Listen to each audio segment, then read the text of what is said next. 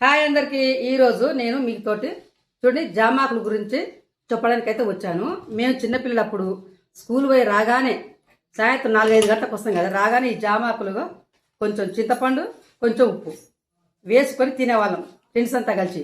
ఇదే పని రోజు చేనులలో దోసకాయలు, చింటికాడ జాంకాయలు. మన అమ్మలేవి పెద్దగా ఐస్ క్రీములు దుకాణాలలో ఆ తిండి ఈ తిండి ఏం కొనిలే. ఆ రోజులు కష్టపడి భూములు కొన్నారు, కష్టపడి అన్ని కొన్నారు, కానీ ఈ పైన తిండి ఏం కొనిలే. ఇప్పుడు మనం మన పిల్లలకి కొనిచ్చినట్టుగా ఆ రోజుల్లో మా అమ్మ వాళ్ళైతే కొనిలే, మా ఖర్చులో చెప్తున్నా. కానీ చింతపండు ఉప్పు వేసుకుంటే ఆ రోజైనా ఈ రోజైనా సూపర్ అంటే సూపర్ బాగుంటుంది, టేస్టీగా. డాక్టర్లు చూడండి, ఇప్పుడు ఆయుర్వేద డాక్టర్లు జామాకు కషాయం తాగండి, హెల్త్కి మంచిది, జామాకులు తినండి, జామాకులు తింటే పుచ్చిపోయిన పండ్లు కూడా బాగా అవుతాయని చెప్తారు. అంటే మనకు తెలియకుండా ఆ రోజుల్లో జామాకు తిన్నాం, కానీ హెల్త్కి చాలా మంచిదని ఇప్పుడు తెలుస్తుంది అనమాట.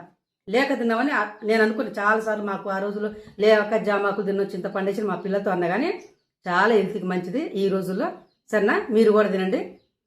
లైక్ చేసి షేర్ చేసి సబ్స్క్రైబ్ చేయండి. సరేనా ఫ్రెండ్స్, బాయ్.